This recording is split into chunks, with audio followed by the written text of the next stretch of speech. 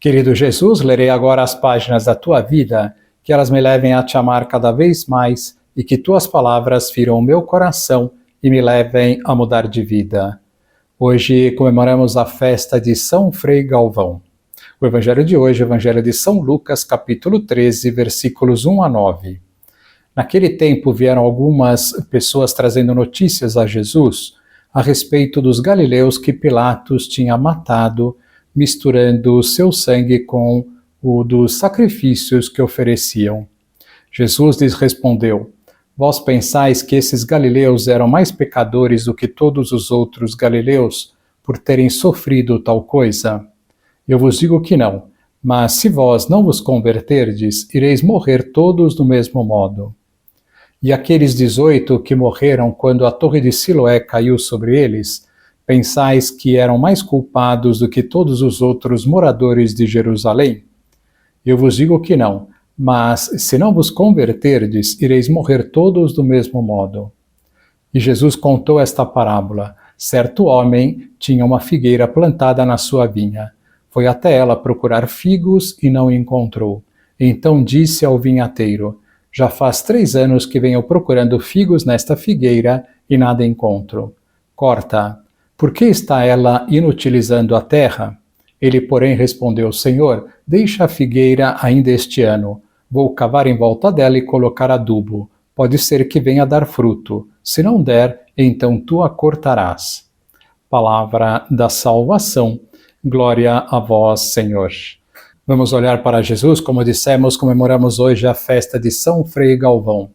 Preparando a homilia de hoje, vendo os dons extraordinários do Frei Galvão, fiquei com uma vontade enorme de conhecer melhor a sua vida, pois eles são manifestação de uma grande santidade de vida. No vídeo que segue, cedido gentilmente pelo canal YouTube Expedição 19, podemos conhecer a sua vida a breves traços. Vejamos. A vida de Santo Antônio de Santana Galvão. Se Deus é por nós, quem será contra nós? Romanos 8:31. Santo Antônio de Santana Galvão, ou simplesmente São Frei Galvão, foi o primeiro santo nascido no Brasil. Canonizado em 2007 pelo Papa Bento XVI, é muito conhecido por suas pílulas milagrosas, que na realidade são papéis de arroz enrolados. Dentro desses papéis estão escritos os seguintes dizeres: Depois do parto, ó Virgem, permaneceste intacta, Mãe de Deus, intercedei por nós. Nascido em 1739 em Guaratinguetá, no estado de São Paulo, sudeste do Brasil, foi batizado com o nome do pai, Antônio Galvão de França, que era comerciante e capitão-mor na vila de Guaratinguetá, e sua mãe, Isabel Leite de Barros, bisneta do conhecido bandeirante Fernão Dias, um casal muito religioso e rico, que tinham uma grande influência política e social. Tiveram 10 ou 11 filhos. Antônio era o 4º filho entre eles. Aos 13 anos de idade, em 1752, foi estudar no Colégio do Seminário Jesuíta de Belém, de Cachoeira, na Bahia. A distância enorme e a dificuldade no deslocamento já previa que iria rever sua família apenas 6 anos mais tarde. Em 1755, sua mãe morre, mas somente em 1758, Antônio retorna a Guaratinguetá. Na época, já havia se decidido a tornar-se um religioso, deixando para trás todo o poder e riqueza que provinha de sua família. Seu desejo era tornar-se um jesuíta, mas devido à perseguição do Marquês de Pombal a esses religiosos, seu pai o aconselhou a entrar para a Ordem dos Franciscanos, no convento de Santa Clara, na vila de Taubaté, mais ou menos 50 quilômetros de Guaratinguetá. Foi admitido, mas teve que fazer seu noviciado no convento de São Boaventura, em Macacu, no estado do Rio de Janeiro. Nessa época, em 1761, adota o nome de Frei Antônio de Santana Galvão, em homenagem a Santa Ana, padroeira de sua família. Já foi ordenado sacerdote em 1762, devido ao excelente conhecimento que herdou dos jesuítas no período de estudo na Bahia. Vai para o convento de São Francisco em São Paulo concluir seus estudos de filosofia e teologia. Quando passa por Guaratinguetá, que fica no caminho até São Paulo, reza sua primeira missa na Igreja Matriz de Santo Antônio, mesma igreja onde foi batizado. Em 1768, após o término dos estudos, é nomeado confessor, pregador e porteiro do convento São Francisco, designado também confessor das religiosas de Santa Teresa, em São Paulo. Conhece a irmã Helena Maria, que lhe confidencia ter visões onde Jesus lhe pede um novo recolhimento. O frei também ouve outras pessoas, mas acima de tudo o parecer de Deus, com quem conversa em suas orações, e confirma ser verdade o pedido da irmã. Em 1774, fundam o Recolhimento de Nossa Senhora da Luz, hoje o Mosteiro da Luz, em São Paulo. Declarado em 1998 um Patrimônio Cultural da Humanidade por decisão da Unesco. Após um ano, Madre Helena morre e Frei Galvão se torna o diretor e mentor espiritual das religiosas e noviças do recolhimento. Durante esse período, uma mudança no governo da capitania de São Paulo traz um homem que ordena o fechamento do recolhimento. Frei Galvão aceita a decisão com fé e as irmãs obedecem, mas não saem do convento. Devido à pressão popular e aos esforços do bispo, o convento foi logo reaberto. O número de vocações aumentam a cada dia e é necessário mais acomodações. Frei Galvão se torna então o arquiteto, mestre de obras e às vezes pedreiro da obra que começa a construir.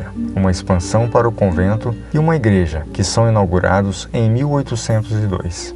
Frei Galvão tinha uma importância imensurável na vida dos religiosos de sua ordem. Tanto que certa vez, quando foi transferido para ser mestre dos noviços no convento de Macacu, no Rio de Janeiro, a Câmara de São Paulo, junto do bispo, mandam uma carta ao superior de Frei Galvão, dizendo: "Este homem, tão necessário às religiosas da luz, é preciosíssimo a toda esta cidade e vilas da capitania de São Paulo. Ninguém poderá suportar a ausência deste religioso por um único momento." E Frei Galvão retorna ao convento de São Paulo.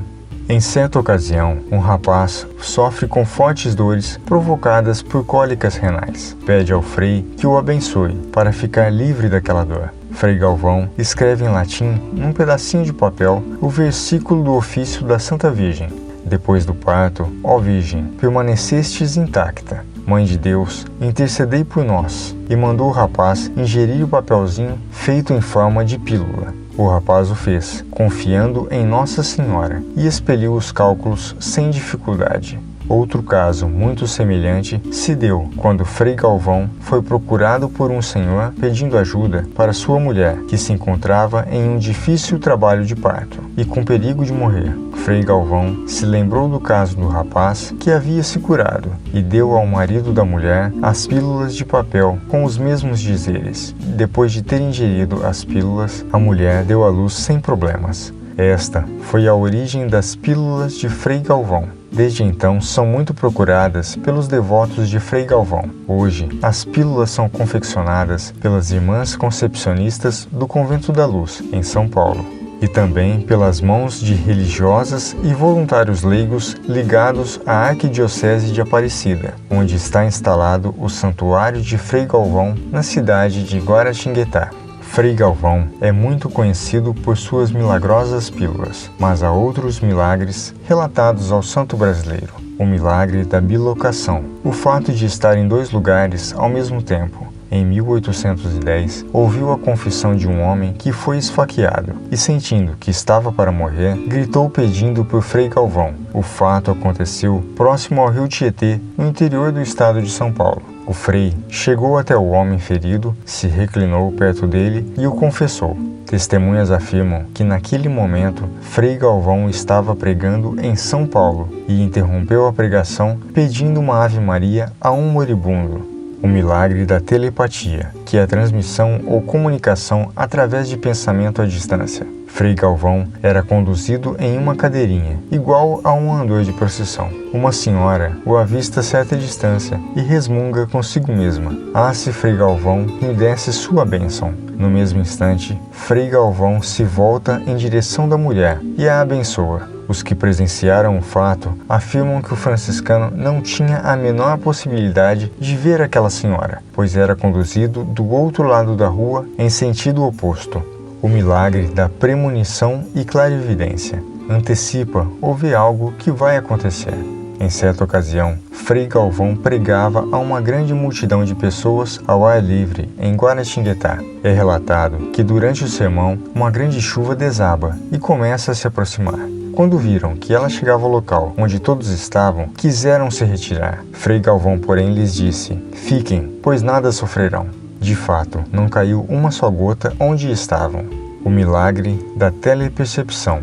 Adquirir o conhecimento de fatos ocorridos a grandes distâncias. Antigamente, quando os sinos badalavam fora de horário de reza, a comunidade se reunia, pois com certeza alguma coisa havia acontecido. Pois bem, certo dia, os sinos do mosteiro tocaram e a população atendeu à convocação. Frei Galvão, já bem idoso, anunciou: "Rebentou em Portugal uma revolução, talvez a de 1820, e relatou detalhes como se tivesse assistido a tudo pessoalmente. Semanas depois, as notícias chegam e confirmam as visões de Frei Galvão. Frei Galvão morreu em 23 de dezembro de 1822. Conta-se que a fama de sua santidade já havia se espalhado por todo o Brasil. O povo que compareceu ao seu velório, no desejo de guardar uma relíquia sua, foi cortando pedacinhos de seu hábito, que ficou reduzido até os joelhos. Como ele possuía somente aquele hábito, vestiram-lhe um de outro frade, que também ficou muito curto, pois Frei Galvão era bem alto. A primeira lápide de seu túmulo teve o mesmo destino de seu hábito. Pouco a pouco, foi levada pelos devotos aos pedacinhos. Essas pedrinhas eram colocadas em copos com água para uso dos enfermos.